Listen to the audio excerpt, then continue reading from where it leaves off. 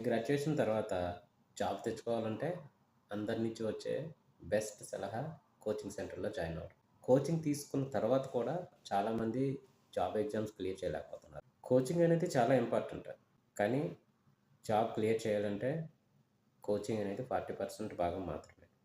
మీరు 100% exam prepare అయ్యి, ఆ మిగతా 60% ఫుల్‌ఫిల్ చేయాలంటే మీ ఓన్ ప్రిపరేషన్ ప్లాన్ ఉండాలి.